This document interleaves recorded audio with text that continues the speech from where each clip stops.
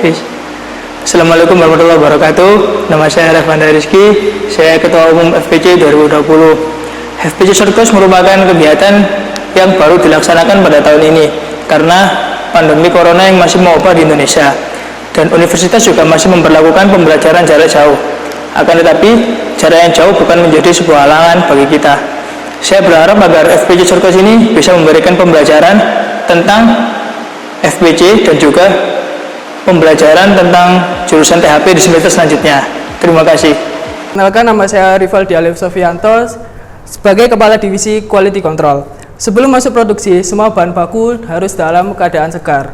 Sebelum memulai produksi, kita harus memperhatikan prosedur atau standar prosedur untuk pengolahan. Yang pertama, kita harus mencuci tangan terlebih dahulu, memakai masker, memakai penutup kepala, memotong kuku, dan tidak menggunakan perhiasan.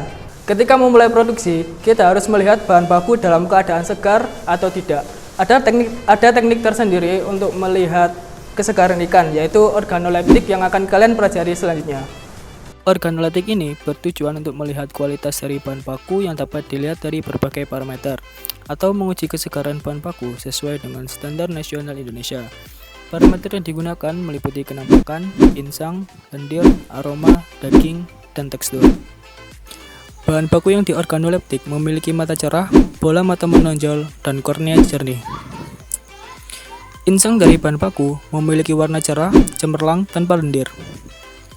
Selanjutnya, dari parameter lendir permukaan badan, bahan baku memiliki lapisan lendir yang jernih, transparan, cerah, dan belum adanya perubahan warna. Pengujian organoleptik selanjutnya yakni dari parameter daging. Sayatan daging pada bahan baku cemerlang dan spesifik jenis daging ikan. Untuk parameter bau, ikan atau bahan baku masih berbau segar spesifik jenis. Dan yang terakhir, parameter tekstur pada bahan baku agak padat serta elastis apabila ditekan dengan jari, sehingga bahan baku tergolong dalam kondisi segar. Baik semuanya, perkenalkan, nama saya Dion Sultansyah, saya di sini sebagai Kepala Divisi Produksi, dan setelah melakukan pengecekan bahan baku yang video sebelumnya, proses selanjutnya adalah filleting.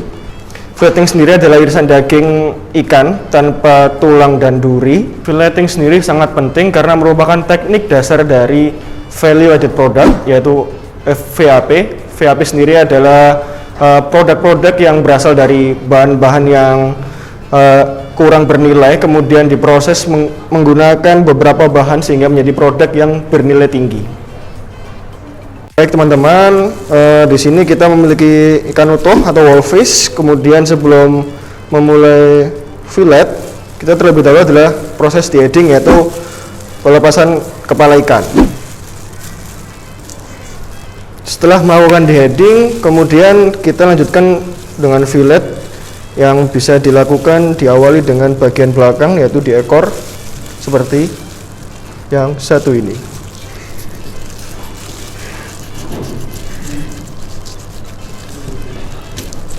Setelah tadi proses fillet, ini adalah kenampakan irisan daging yang masih terdapat kulit di belakangnya. Dan jenis fillet ini dinamakan fillet skin on karena kulit masih menempel pada daging ikan. Kemudian saya akan melakukan yang namanya yaitu fillet skinless, di mana daging ini nanti akan terpisah dengan kulitnya.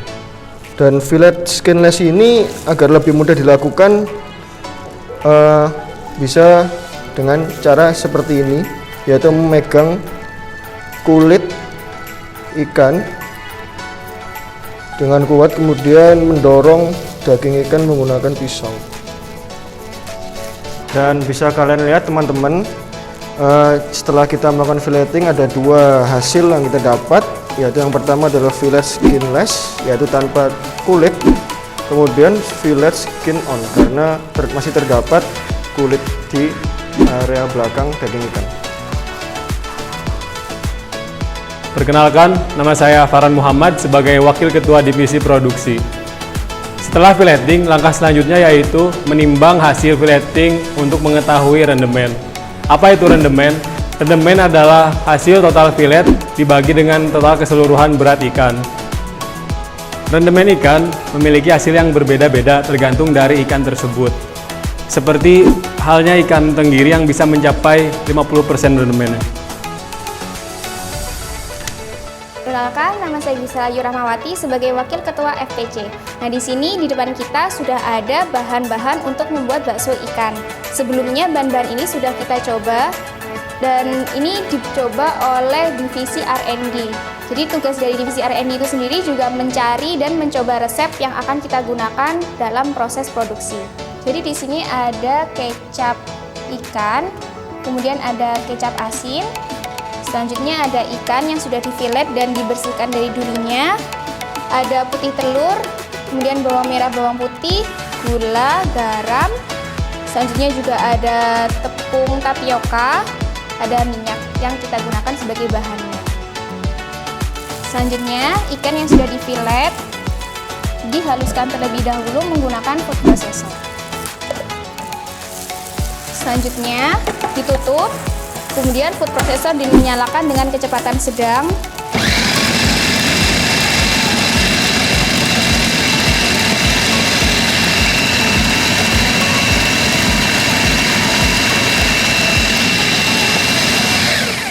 Pastikan ikan sudah halus, kemudian dibuka. Dan pastikan filet ikan ini sudah halus. Selanjutnya menghaluskan bumbu yaitu bawang putih dan bawang merah. Tapi sebelumnya bawang putih dan bawang merahnya harus diiris dulu ya, biar ukurannya lebih kecil, biar gampang untuk dihaluskannya. Selanjutnya daging ikan yang sudah dihaluskan tadi kita tambahkan es batu, lalu diuleni. Tujuan dari es batu ini biar nanti adonannya semakin kenyal. Nanti di semester atas, sekitar semester 3, semester 4, kalian akan dijelaskan terkait dengan protein-protein pada ikan. Di sini nggak akan aku jelasin secara detail. Kenapa? Ini kalian akan dapat di mata kuliah ke depannya. Selanjutnya, masukkan bumbu yang sudah dihaluskan tadi ke dalam ikan yang sudah diuleni.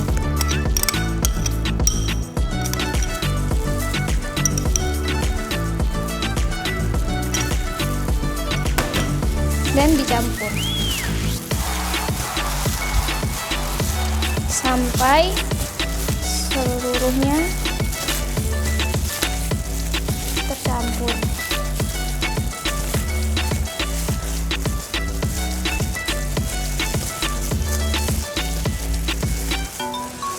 Kemudian masukkan tepung tapioka yang sudah ditimbang sedikit demi sedikit.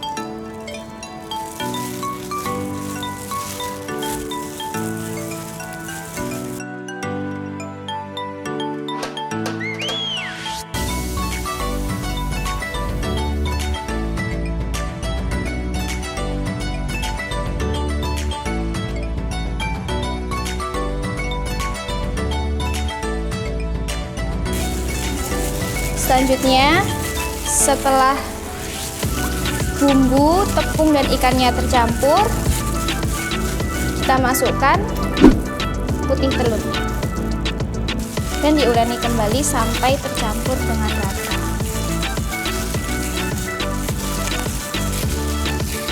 Selanjutnya, setelah semua adonannya tercampur, masukkan garam dan diuleni kembali. Selanjutnya, setelah garamnya tercampur, masukkan gula. Kemudian campur kembali. Selanjutnya, setelah adonannya selesai, kita masukkan minyak goreng 1 sendok.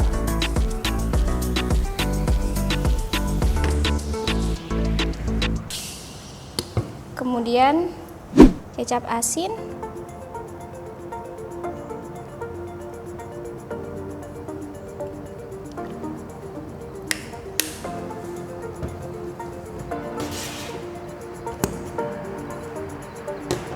dan kecap ikan. 1 sendok.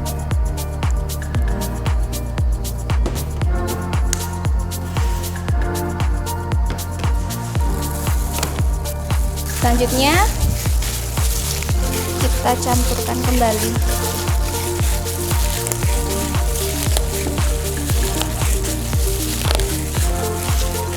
Setelah semuanya tercampur, adonan siap untuk dicetak menjadi bakso ikan.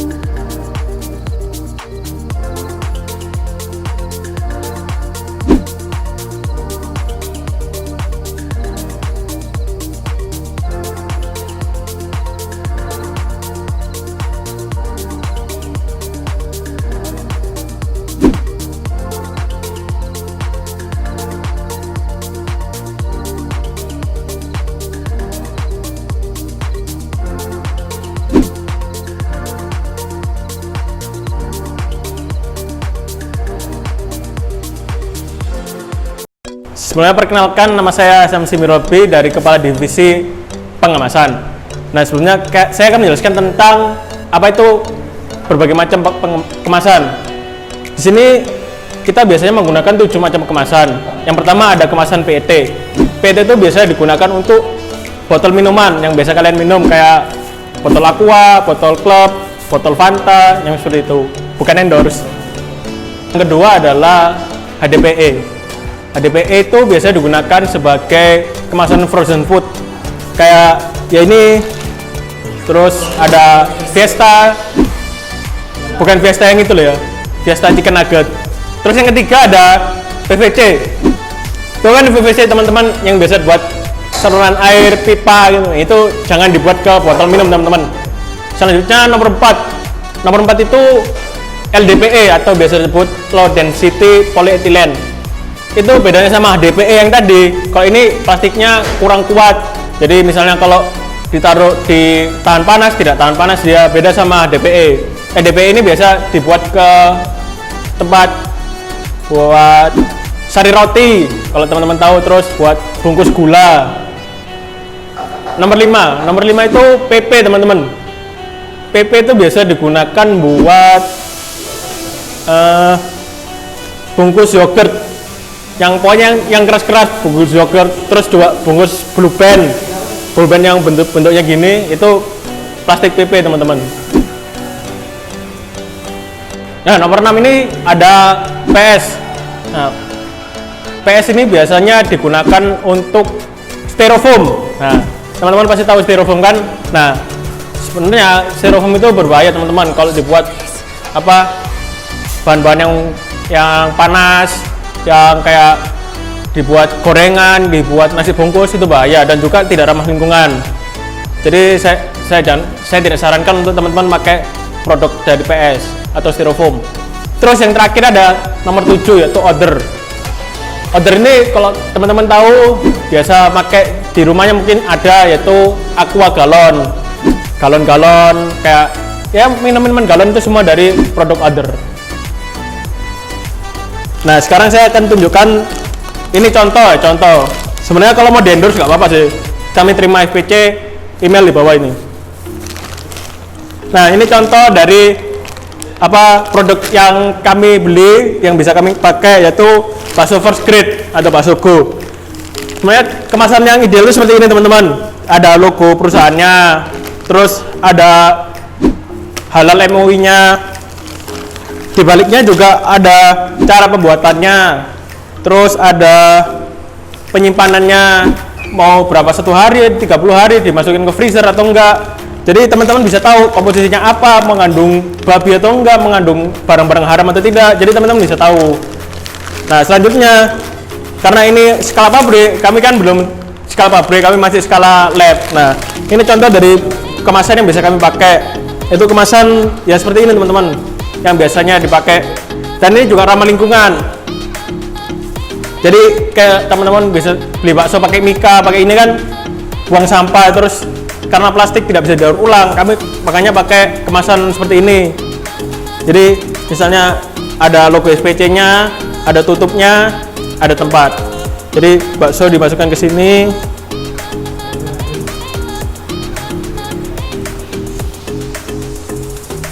Udah, terus tutup. Udah jadi. Ini produk FPC dari kami. Hai semuanya, perkenalkan saya Rahmita Mutera Zaira dari Divisi Pemasaran FPC FPK 2020. Nah, teman-teman, di sini saya ingin menjelaskan bagaimana caranya kita menentukan harga modal per pieces, harga jual dan juga BEP produksi. Simak ya. Mulai. Nah, langkah pertama kita untuk mengetahui berapa harga modal per pieces dan juga harga penjualan maupun BEP produksi, kita harus tahu berapa modal yang kita keluarkan untuk satu kali produksi. Nah, saya sudah mendapatkan harga modal kita dari bendahara yaitu Rp88.000. Nah, langkah pertama yaitu kita menghitung harga modal per pieces. Harga modal per pieces didapatkan dari harga modal keseluruhan atau biaya produksi per total produk jadi. Nah, harga modal kita yaitu 88.000 dibagi dengan harga total produk jadi dalam satu kemasan seperti ini yaitu 22 pieces, sehingga dihasilkan harga per produk ini untuk modal kita hanya Rp4.000. Nah, teman-teman, Rp4.000 itu belum termasuk biaya untung, jadi itu bukan termasuk biaya penjualan. Itu hanya biaya modal kita untuk mendapatkan hasil satu produk ini. Nah, untuk menghitung harga jual yaitu harga dari biaya modal per pieces itu kita tambahkan berapa kita ingin mendapatkan keuntungan. Nah, dari 4.000 itu ternyata dari teman-teman FPC memutuskan untuk mendapatkan modal Rp1.000, sehingga harga jual per pieces kami Rp5.000. Nah, teman-teman, terakhir yaitu kita menghitung BEP produksi. Untuk apa kita menghitung BEP produksi? Untuk mengetahui berapa jumlah kemasan yang harus kita jual untuk menutupi modal kita. Nah, BEP produksinya itu sama dengan total biaya atau biaya operasional dibagi dengan harga penjualan. Nah, harga penjualan kita yaitu Rp5.000 dengan total harga produksi Rp88.000. Sehingga didapatkan hasil 88.000 dibagi dengan 5.000 adalah 17,6. Kita bulatkan jadi 18. Berarti artinya kita harus menjual 18 kemasan untuk membalik modalkan. Nah, teman-teman, itu dia cara kita menentukan berapa harga jual per produk dan juga berapa BEP produksi untuk memaksimalkan penjualan kita. Dan jangan lupa strategi marketingnya juga harus berjalan ya. Terima kasih. Tak terasa kita sudah sampai di ujung materi. Terima kasih teman-teman yang sudah menonton. Sampai jumpa di materi kita selanjutnya yaitu edible film. Buat teman-teman yang berminat, kami tunggu. Dadah!